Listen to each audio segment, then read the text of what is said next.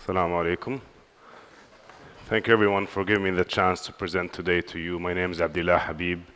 I'm a researcher and the general manager for Smart City Institute at KACST. So what is KACST? KACST is King Abdulaziz City for Science and Technology. My colleague earlier probably gave a little intro about KACST, so I would not dig deep there, but we are the National Lab of Saudi Arabia. This was prepared for showing and demonstrating previous project and current project that we did in the lab. Some of these projects go back a decade in time. We were doing a lot of modeling and simulation, city-related project before the buzzword smart city started, or even the digital twin. So just to quickly, KACST now, or the research, this is a sample actually of the smart city initiatives that my colleague, introduced before me. So I will just take that moment of time to introduce the RDIA National Inspiration and Priorities for the Research that was published by His Royal Highness Prince Mohammed bin Salman by June last year. So now we're focusing into 4 pillars. We're focusing into health and wellness. We're focusing into sustainability, environment and sustainability, and as well as energy and industrial. And lastly, the economy of the future. So that's where most of the topic today will happen. And in this sector where my institute belongs, we look into technologies in general, from drones, cybersecurity, communication, smart cities, as well as deep sea mining, which is relatively a new sector in Saudi Arabia. So KACST today has split into 2 entities. Previously, KACST was managing, on top of that, was managing the research agenda, or the research funder. So we were giving the grants for research to be distributed for the kingdom among us as well. So that was taken away for a separate entity now. It's called RDIA, the Research and Development Authority.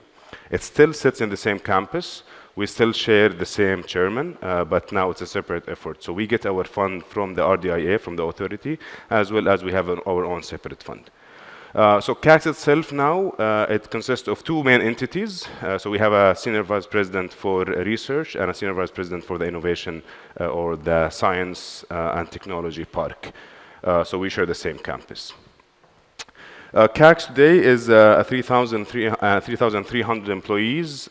We have extensive partnership with top universities globally, starting from MIT, Berkeley, UCLA, Stanford, and you name it. Also, as well in I think in the UK we have with UCLA and with the University of Cambridge. So that has been the heritage of KACST doing research for the past 40 years. KACST campus is around 1 million meter or 1 kilometer square. We're based in Riyadh city, just south of King Saud University.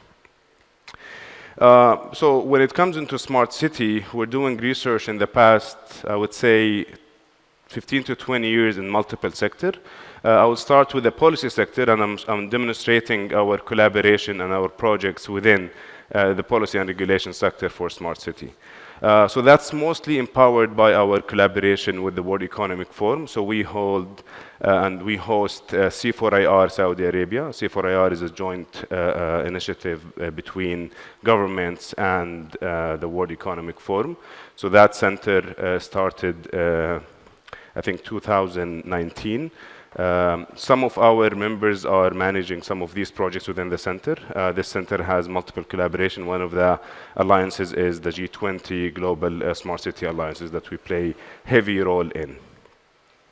Moving along to the hardware component of the smart city technologies and research, and I'm showing just trying to take small snaps on the projects. So this is one of the projects in collaboration with our partner in the US. We looked into how do you transfer cities to be fully autonomous without traffic lights. So there's a management system here will decide who would go first and who will giving the priority to passes lines. So this is what's known to be a traffic management system. This was demonstrated from the research to implementation in our campus for some time. The second project, it was a collaboration with UC Berkeley, University of California, Berkeley. And this collaboration, usually we have a well-structured way in terms of research. So we have PI from Riyadh side and PI from in our partnership side, and the research team from Riyadh and from the partnership side. And usually we get young Saudi researchers aiming to build their capacity building, allow them to go to top schools, and as well conduct top of the cutting edge research similar to this project, which was an autonomous truck driving.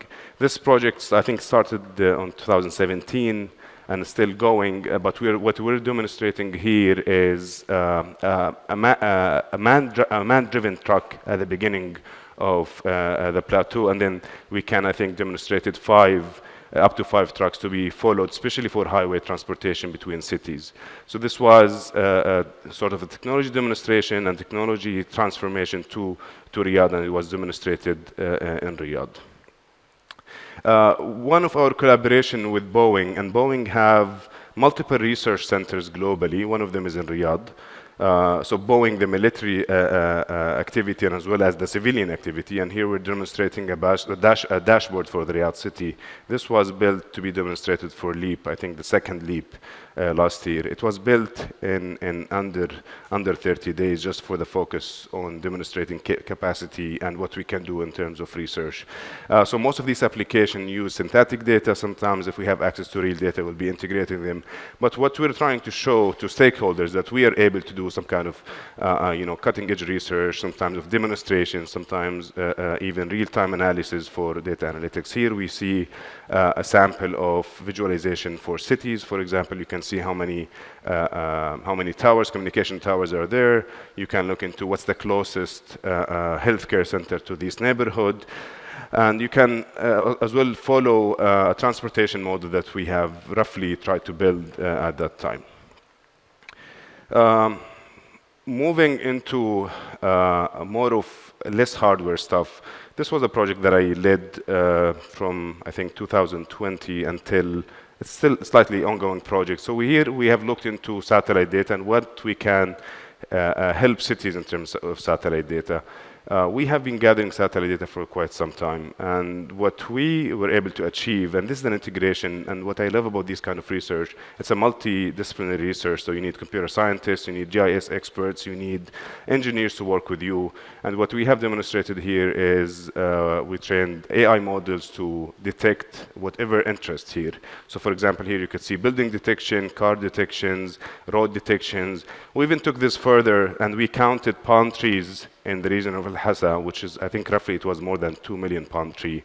Some of these applications are still cutting edge. Some of them you could see it commercially, but we're trying to pick topics that have value in research and as well have value in commercialization and future products. This is a project as well I manage. From satellite data, actually, we looked into can we create 3D models from satellite data? And it's a very hot topic. The first paper came online in terms of 3D modeling of satellite data was in 2021. So relatively a newer research topic. And the Holy Mosque over here you see, it was built from 2 satellite data, and this is what we call stereo pair. So when satellite goes into and capture a picture of a certain area, fraction of a second, the satellite will be in a different position because they're extremely fast. So these two, the combination of these images, we call them stereo pair image, we can create a rough 3D model. But that was the creation. By the way, my background is power system. I used to do solar power, and I'm still doing solar power and energy storage. But these kinds of application showing the multidisciplinary interest. So we looked into, from 2 satellite data, creating 3D models, and we dig deeper, and now we have a separate project just on creating of 3D models of cities. And I think this is one of the very hot topic. The second video here showing one of the neighborhood, and what we have done here is a 360 cameras, similar to Google Map, Street View, and then you take these 360 cameras and you combine them in a complex mathematical formulation based on AI, and then you can see a sample of this. You can see some cloudiness there. We're still trying to tune these models. This is as well as a very cutting-edge research. No one has delivered a clear 3D model out of 360 cameras, except a case in San Francisco. It was a joint project between Google, UC Berkeley, and one of the autonomous taxi drivers called Waymo. So you could see that we're sometimes in a very early level of TRL, and sometimes we're at the end. It depends on whatever interest gets our researcher into. This is another project we looked into. What can we do after we create 3D models of cities? So we can do floods management. We can do, for example, in this scenario, this was a spin-off. We looked into, after you create a 3D model, how do we deploy solar panels? How do you automate the design of the solar panels? Today, you have to go to a consultant, you have to go to an engineering office, they have to do it for you, it costs money. Is there a way to fully automate this process? Can we create a digital twin of solar powers for city? And this was the creation of this project, and now we have a startup, and we're trying to commercialize it. Another topic that we looked into in terms of vision is an application for the Holy Mosque, which is crowd management. So we can, from videos, and videos basically just snapshots of images, we can count and track a movement of pilgrims in the Holy Mosque. This is another newish project. We're looking into ChatGPT and maps, and where you can go ask GPT. So nowadays you can do it in Google Map. You can say, where to go tonight. But these kinds of analysis, you can ask how many restaurants in the city. Usually Google doesn't have that kind of intelligence, but if you start combining it with large language model, you will start having answers. How many restaurants in the city, how many, whatever information are there, the LLM will try to answer you. And these models are still in training, in progress. This was actually a joint project with Location Mind, which is a Japanese startup. For the sake of time, I'll try to go quickly. If you have interest in these projects, we can continue offline. This is a simulation of hydrology of cities. So we want to understand how floods happen within cities, simulating of rain, simulating of actual infrastructure within the city. So this kind of simulation requires depth knowledge of the actual infrastructure of the city. Sometimes these analyses are just very high level, but you need to actually understand the infrastructure of the city, the clearage of drainage, and so on and so forth. But there's a huge interest now on some sort of an online digital twin for a flood management system, which could solve some of flood or mitigate some of flood issues in the world. This is one of the funded projects by one of the ministries where we looked into real estate pricing in Riyadh, and we understood what's the trend over the period of the study, and we created this kind of platform for them, where nowadays there's a startup in Saudi doing something similar. It's called SHALE. We started this research, I think, in 2016 or 17. We missed the commercialization path for this one, and someone took advantage. We wish them the best of luck. So these kind of applications were we looked into.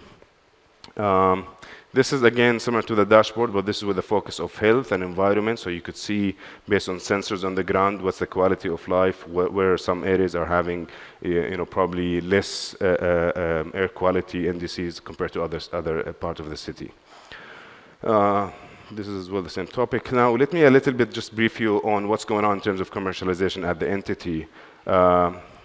His Excellency MCIT Minister Engineer Abdulelah announced this in LEAP a couple of years back, and now we have something called the garage, which they transformed an old garage parking structure into the largest tech incubator and accelerator in the MENA. They wanted it to be part of the national lab. It's at the corner of the national lab. They want the national lab to be an open lab for any of interest in these applications.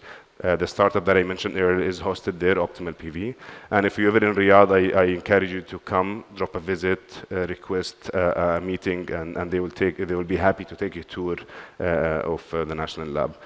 This is the startup that I'm leading. I took the initiative on commercializing it. So this is what we do, what the IP was built in the automation and the creation of solar designs, and now we're taking it to the next level. We're trying to be the one-stop shop for solar power by just getting information from the location of the house, and as well your electricity consumption behavior. We can get you an instant visibility study, instant design, 3D model, electrical, mechanical, fully automated, fully optimized, no man in the loop. And Dubai has been leading in this effort. They have something called DIWA Solar Calculator. What we would like to do is what's next. The other startup also from my institute is called 4Dots, which is a smart car parking system where you can reserve using an app that you're coming certain hours, you can pay on the app, and sort of a smart application, all built in-house from hardware to software. That was it. I was exactly on time. Thank you for hosting me again.